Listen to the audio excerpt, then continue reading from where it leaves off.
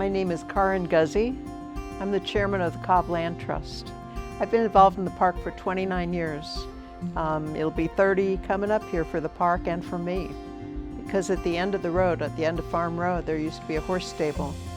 And I went over there regularly to get horse manure for my garden. And the house looked like a haunted house. It was dreadful. The porch was all boarded up and it was covered with vines and ivy and stuff, weeds. But when I got the information that they were going to have a cleanup, I said, yeah, I could do that. I'm a gardener. You know, I'd probably like that. But once you're here, it's really hard not to fall in love with McFarlane. I mean, once you get involved, it just pulls you in. The Cobb Land Trust took possession of the park in '92. Our only responsibility is to continue to maintain it, and if we give it up or if we fail to fund it, there is still a section of Florence McFarlane's will that indicates it would go to the veterinary college at UGA. When I first got involved, there were a couple of different visions. There was a drawing that was done, an architectural drawing, that indicated that the property would be turned into sort of a botanical garden. That looked like a lot of work, and most of the neighbors didn't want it. And so it always had the purpose of following Florence's original vision, Florence McFarlane. And her vision was for it to be a community park and to maintain the sanctity of the park. Florence gets all the credit because she died last, but her husband William also felt strongly about it, and the two of them had their ashes scattered here when they died, so they're still on the property. I think the neighborhood has really embraced the park, and it's not everybody. Just recently we had a board member join who had lived here for 7 years and didn't even know the park was here, and he only lives like half a mile over in the Atlanta Country Club. But this happens all the time, that people tell me that they don't know the park is here and they live really nearby. We want people to know and appreciate the park, but we don't want to advertise it widely because it is kind of a neighborhood park. I'm responsible for a lot of the administrative stuff, the background, so I handle a lot of the paperwork. I'm responsible for overseeing the financials, making sure that the park is supported. And then more personally, I'm deeply involved in the horticulture for the park. I don't know if it's a challenge, but I think one of the most satisfying parts of the park experience for me has been the involvement of the Eagle Scouts. They've been involved since the very beginning. The first project was done in '92, '93, and we've had over 30, probably over 35 Eagle candidates who finished their projects here at the park. But they've been extremely helpful. We wouldn't have our pavilion, we wouldn't have the signboard, we wouldn't have the fireplace or the fire pit. All these things were all Eagle Scout projects. All the plants that we put into the front border were all native perennials. That decision was made really early on, that outside of the immediate farmyard, we would only plant things that were native to the Piedmont area. Obviously, the ginkgos are not native, but the ginkgos have been here a lot longer than we have.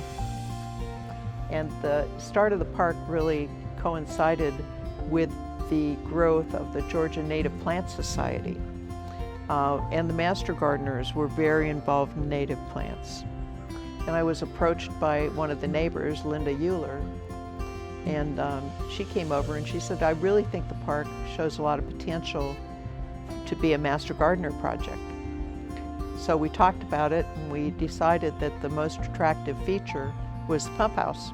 The pictures of the original pump house area are dreadful. It's all entirely covered with weeds and ivy.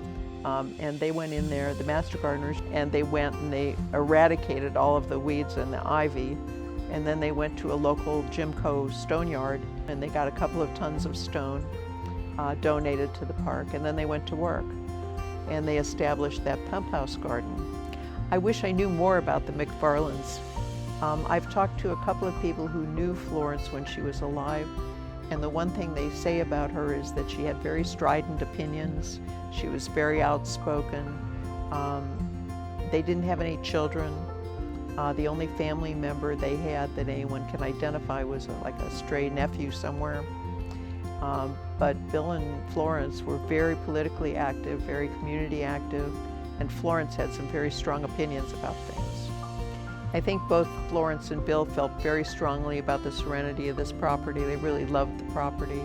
They raised lineage dogs here, and they also boarded polo ponies. There used to be a polo field down on the river, and the polo players down there would board their horses up here. I just enjoy being here. Just being here is a good thing. I don't know what it is about the park. I mean, it's just really is the sanctity of the park that draws you in, just being here. I just love seeing the trees grow and flourish and seeing the plants in the spring. Walking in the display gardens in spring is just wonderful. That's what I like about the park.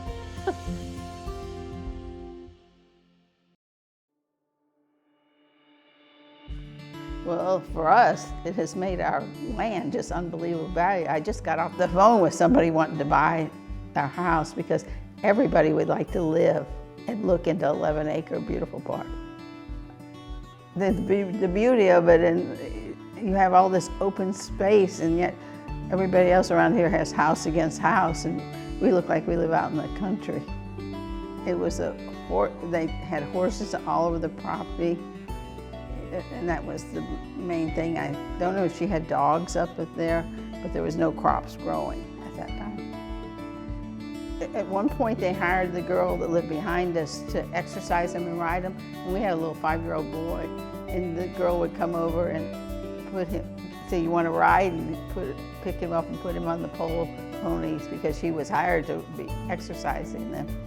And also, one time we had a new pony, and we sort of named it and adopted it, but we got in big trouble because we were feeding it pancakes, and we got Miss McFarlane called up and told us that they were on a special diet. They're very pedigreed horses, the ponies. Oh, I think she loved that property, and she liked outdoors, and she liked living separately. She did not like subdivisions at all. My main thing was preserving the house and the barns and not taking this historical building and just pulling it apart or think this looks better or that better. So that was my deal with it, was to try to control what was done to the house and the barns and the land. Well, once the park became a land trust, and we took that over and had a committee set up to oversee the maintaining of the land and the house and the property. And everybody that was on the committee, of course, was very involved in establishing the land trust. We trying for cleanups of the land in the park and area, and helping to maintain the park as it is today. I just enjoy going over in the park, taking walks around the park, through the woods, and just enjoying the atmosphere of it. I like the pass, you know, and I check on the bees, and I check on the little free library, who's been wonderful, because I've read books I never would have read in my life from the free library. It's a 2-shelf, put a book in, take a book out. And I notice when you have the big campouts, I'm sure these parents are bored that are there, and they have a place to get a book and everything. And the neighbors unload their bookshelves in their homes as it gets dwindled down. Just enjoy the park, just having the freedom of not having another house and a lot of people on top of you, and just getting out over there every once in a while is very enjoyable. Well, we always see deer and coyotes and possums, pretty much, and then just little animals like squirrels and chipmunks and lots of birds.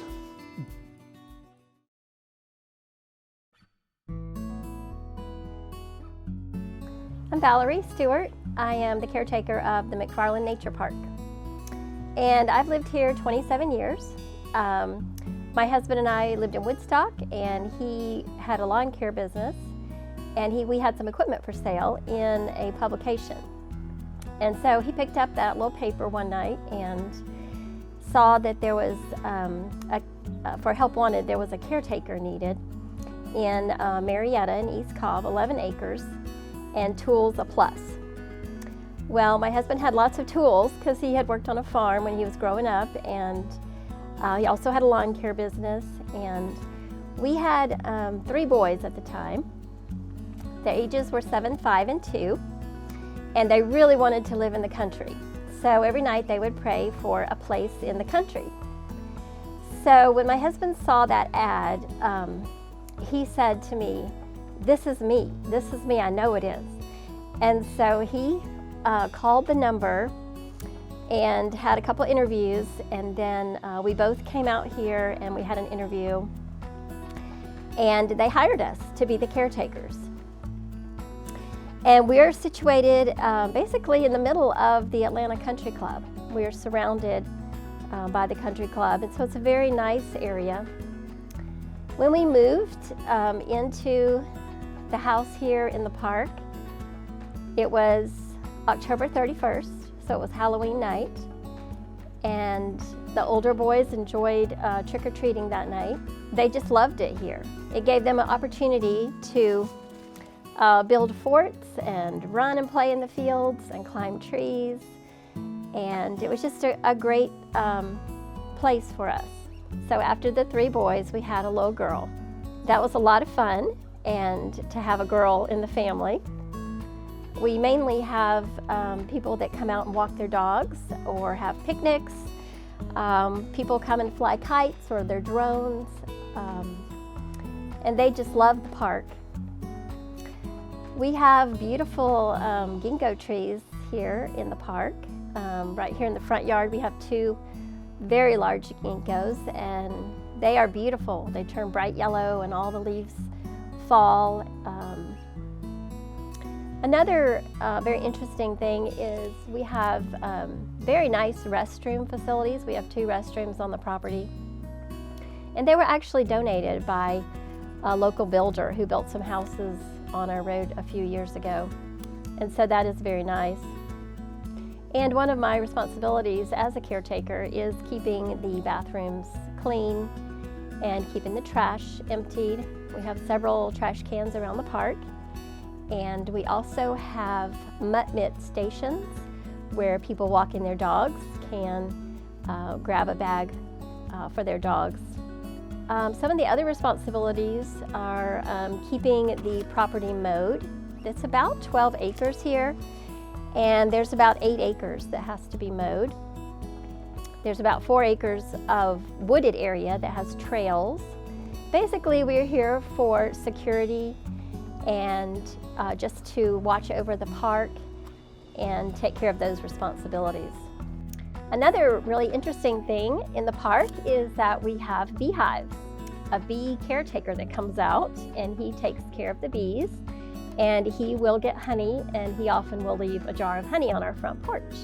And one of my favorite memories is in the springtime, we would go out into the fields of buttercups, because all 3 fields here in the park are just full of the beautiful yellow buttercups. So we've also had other pets. We usually have had a dog. We've had several dogs over the many years, and now we have a little dog named Colonel, and he is a Jack Russell Bulldog mix. Colonel is like the park pet. We have many people that come and walk their dogs, and they'll stop and talk to Colonel and give him little treats. So the McFarlane Nature Park is just a beautiful piece of property. Not a lot of people know about it, but we do like for people to come out and enjoy the park. And a unique thing about the house is that the stone porch and the chimneys are all made with the local stone from the Soap Creek area. We do have a barn on the property, and the property the barn used to house polo ponies. They were boarded here in the barn. But as the caretaker, when we first moved here, we asked if we could have any livestock, such as maybe a cow or a pig or some chickens. But because it is open to the public, They felt like it would be a liability if someone were to get hurt, so we were not allowed to have any livestock. The dog and the cats are fine. We do have a cat now, and his name is Killian. And we love having the cat because he helps keep the rat population down in the garage and around the yard. My favorite thing about the house is the porch, because I enjoy coming out when the sun is shining. I can come out and sit on the porch and get a little sun, or in the mornings it's great to see the sun come up on one side, and the evenings the sun goes down on the other. So it's just a beautiful place. We have spent many hours working here in the park, and we've also got to know a lot of the neighbors and just a lot of the people that come and walk their dogs. And especially my husband, John, he would get to know people and talk to them about their dogs and really enjoy the park. Unfortunately, he passed away last year with COVID pneumonia, so that is when I assumed the position of caretaker. But John put a lot of hours here in the park mowing, and he really enjoyed it because he always wanted to live in the country, so he felt like this was a little bit of country. And it is very calming place. It's very relaxing just to come out and enjoy the beautiful nature and the birds.